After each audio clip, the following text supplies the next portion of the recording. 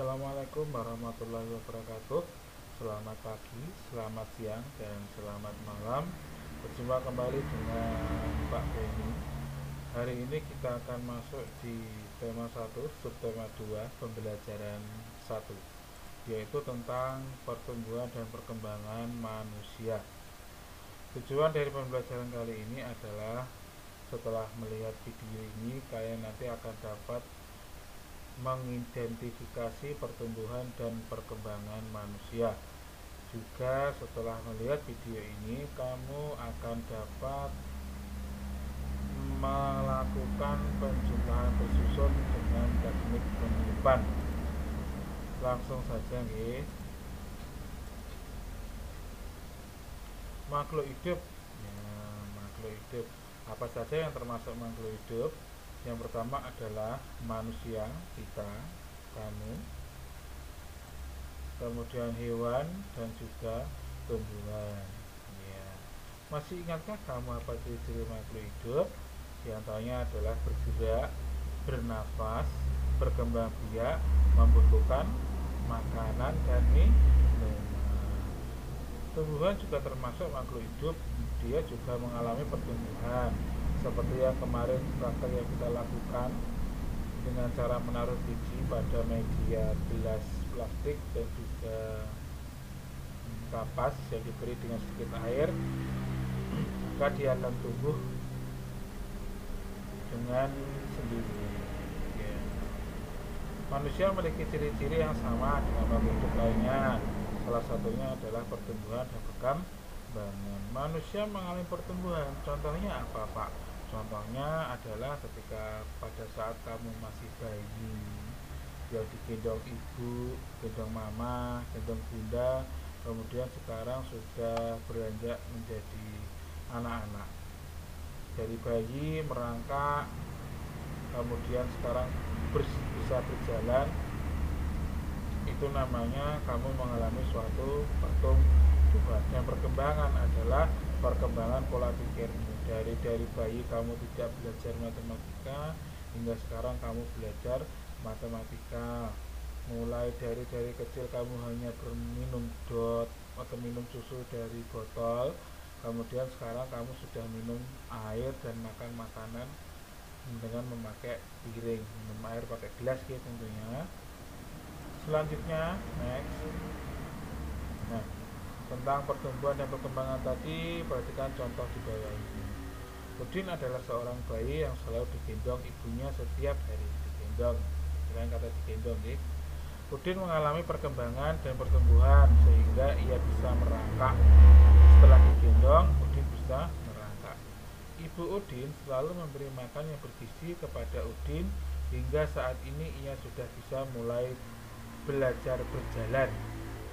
Dari digendong, merangkak, dan berjalan, ini artinya Udin sudah mengalami yang namanya pertumbuhan sesuai dengan gambar ini. Kemudian sewaktu masih balita, ibu Udin memberikan minum susu dalam botol. Namun sekarang Udin sudah bisa makan makanan dengan menggunakan piring dan sendok serta minum memakai gelas. Nah, perhatikan gambar selanjutnya. Nah, ini dari minum dot, sekarang sudah dapat minum air pakai gelas dan juga makan makanan di piring.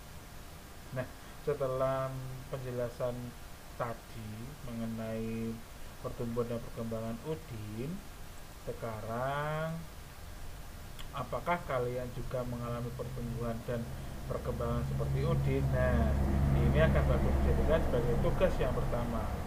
Maka lakukanlah wawancara, dialog, ngobrol dengan orang tuamu tentang pertumbuhan dan perkembanganmu mulai bayi hingga sekarang. Tuliskan cerita tersebut di buku tugasmu.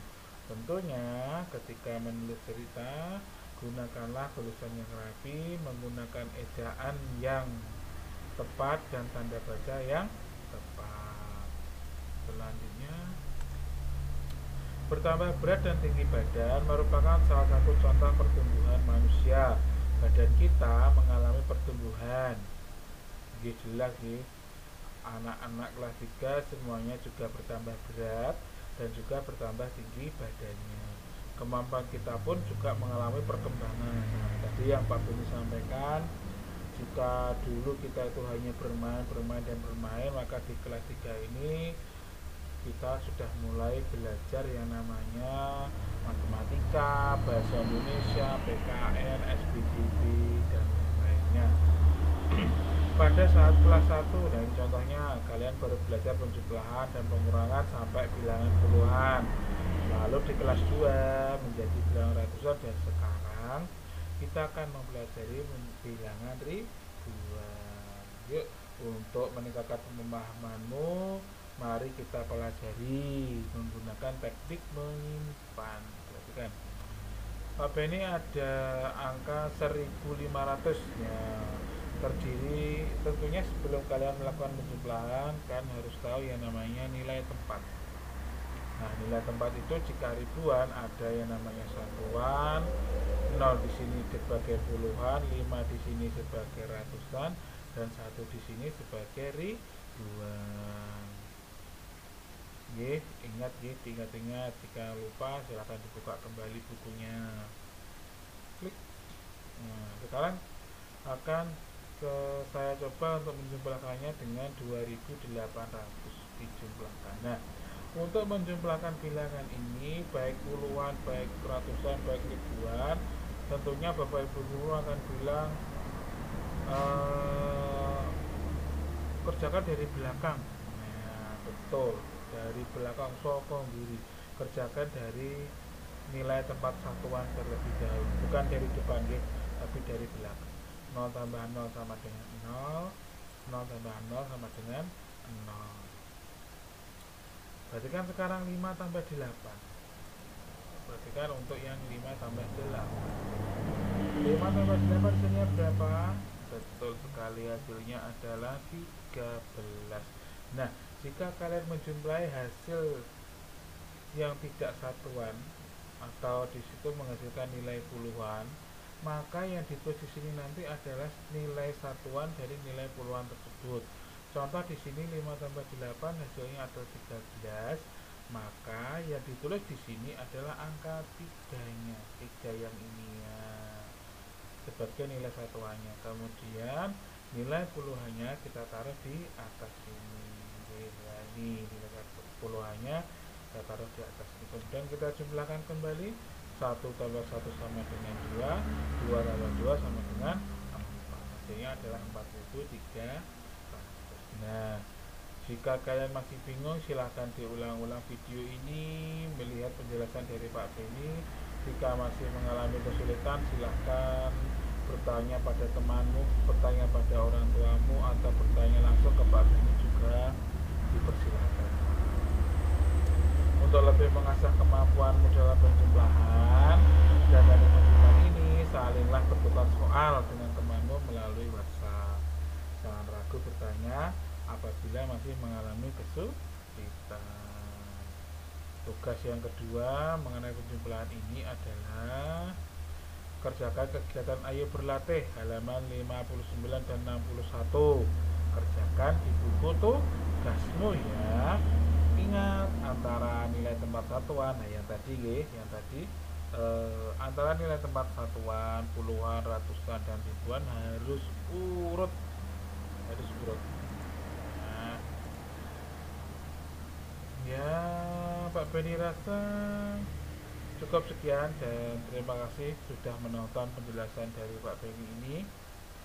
Jangan lupa tetap semangat belajarnya guys. Selamat belajar dari rumah.